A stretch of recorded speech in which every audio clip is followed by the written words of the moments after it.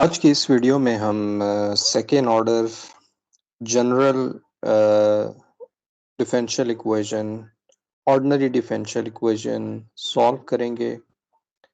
मैंने ये general second order ODE यहाँ पर लिख दी है। इसकी अगर आप एग्जांपल देखना चाहते हैं कि ये सेकेंड ऑर्डर ओडीई कैसी हो सकती है, मैंने इस पे पहले एक प्रॉब्लम भी सॉल्व किया हुआ है। मिसाल के तौर पे आपके पास इक्वेशन कुछ ऐसे हो सकती है।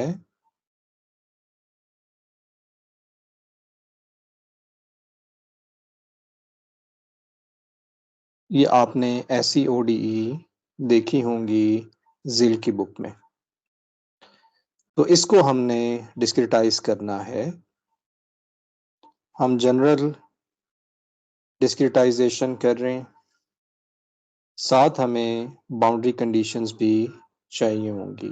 u ऑफ ज़ीरो को हम, क्योंकि हम जनरल लिख रहे हैं, तो u ऑफ a हमारे पास अल्फ़ा हो जाएगा, u ऑफ b हमारे पास बीटा हो जाएगा। इसको डिस्क्रिटाइज कर देते हैं। Second order derivative centre difference scheme हम यहाँ लगाएंगे। u डैश के लिए हमारे पास तीन ऑप्शंस हैं जो हमने देखे हैं: forward difference, backward difference, central difference. u of x क्योंकि यहाँ डेरिवेटिव नहीं है, तो इस वजह से इस पे हम कोई डिस्क्रिटाइजेशन नहीं लगाएंगे। तो अगर मैं इसे डिस्क्रिटाइज करूं तो इसके जो कोफिशिएंट्स हैं वो क्योंकि x पे डिपेंड कर रहे हैं, तो ये बन जाएगा ai। सेंटर डिफरेंस की फार्मूला हम u डबल डैश पे लगाएंगे, ये आएगा ui minus one minus to ui plus ui plus one divided by H square, plus फिर हमारे साथ ये कोफिशिएंट है, क्योंकि ये वेरिएबल है, अगर कांस्टेंट होगा तो फर्क नहीं पड़ेगा, bi हो जाएगा। u डैश पे हम सेंटर डिफरेंस स्कीम लगाएंगे, ui plus one minus ui minus one divided by 2h। ये फार्मूला हम पहले भी देख चुके हैं। इसके साथ नेक्स्ट होगा ci, और u पे क्योंकि कोई डेरिवेटिव नहीं है तो ये आएगा ui। ci ui is equal to right hand side पे f ऑफ i आ जाएगा। अगर आप इसको न्यूमेरिकल सॉल्यूशन की फॉर्म में लिखना चाहते हैं तो हम इसे लिख सकते हैं कि ये कैपिटल U बन जाएगा, यानी कैपिटल U रिप्रेजेंट करेगा कि न्यूमेरिकल सॉल्यूशन है। तो मुझे ये हर जगह चेंज करना पड़ेगा, UI और यहाँ पर भी UI, हर जगह UI आ रहा होगा, कैपिटल UI,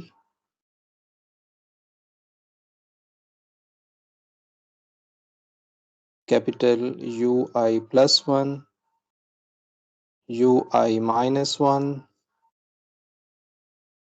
और यहाँ पर कैपिटल UI आ जाएगा, ताकि हम डिफरेंशिएट कर सकें। अब अगर आप इसको सॉल्व कर लें, कॉमन वगैरह ले लें, तो हमारे पास आ जाएगा, कॉमन तो यहाँ से ऐसे कुछ आएगा नहीं, आप सिर्फ सिंप्लीफाई करेंगे, ai ओवर एच स्क्वायर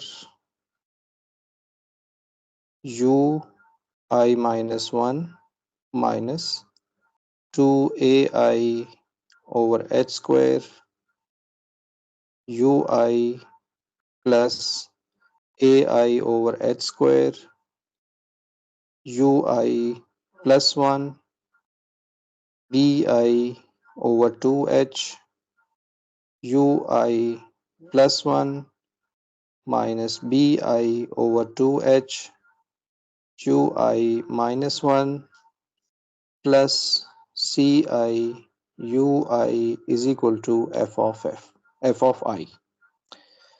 अब U I minus 1 U I और यू आई प्लस 1 के कोफिशिएंट्स आप अलग कर देंगे।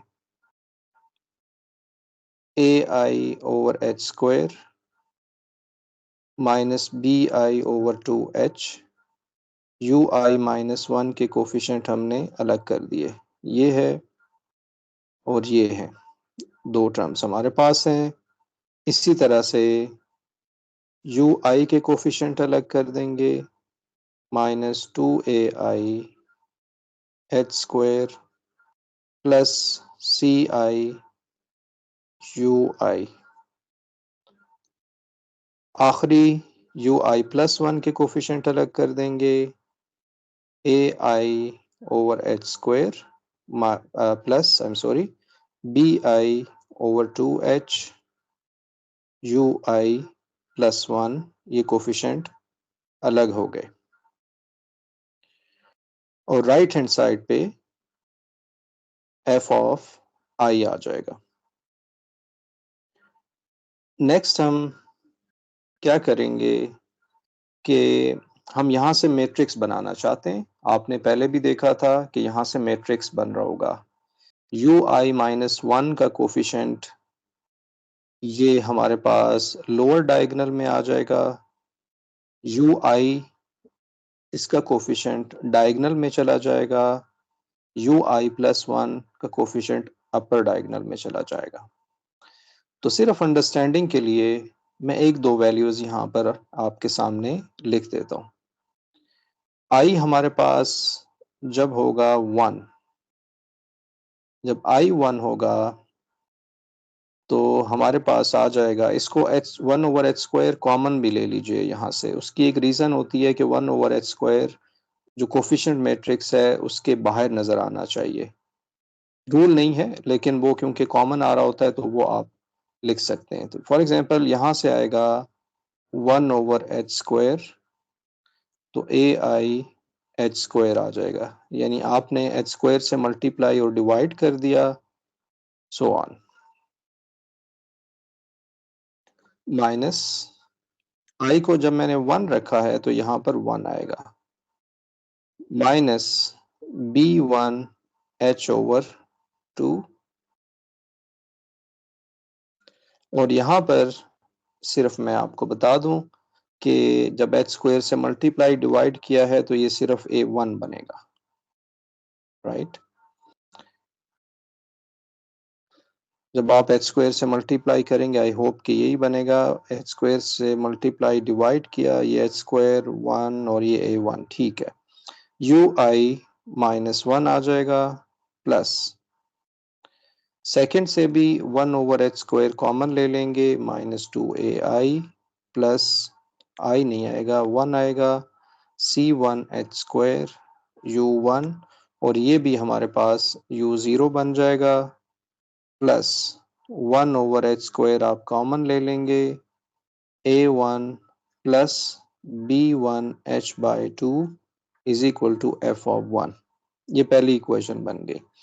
अब दूसरी equation i is equal to 2 के लिए भी आप लिख सकते हैं 1 over H square a2 minus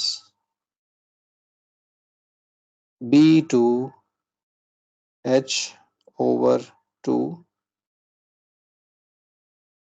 u1 plus 1 over H square minus 2a2 h square plus c2, यहाँ पर हमारे पास एच स्क्वायर है तो यहाँ पर एच स्क्वायर नहीं आएगा, 2a2 plus c2 H square u2 और plus 1 over H square, h square से मल्टीप्लाई डिवाइड कर दिया तो ये बनेगा a2 plus b2 h over 2 u3 is equal to F of 2। तो बाकी वैल्यूज आप इसी तरह से निकाल सकते हैं। आप i को इसी तरह m रखेंगे और वो वैल्यू आप देख सकेंगे, यहाँ पर खुद ही से आप निकाल लेंगे।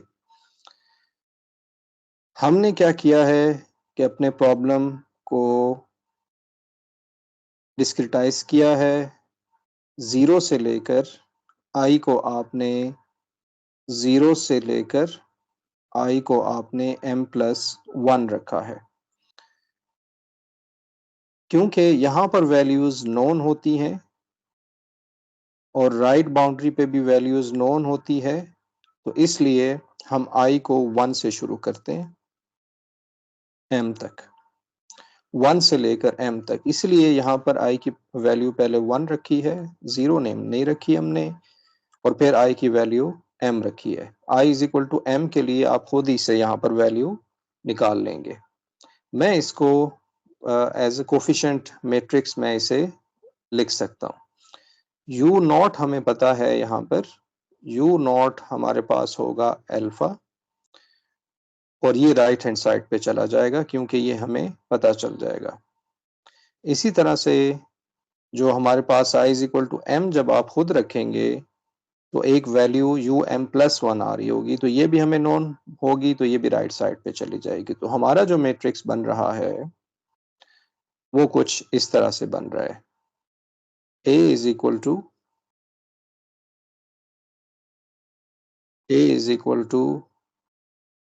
1/h² c1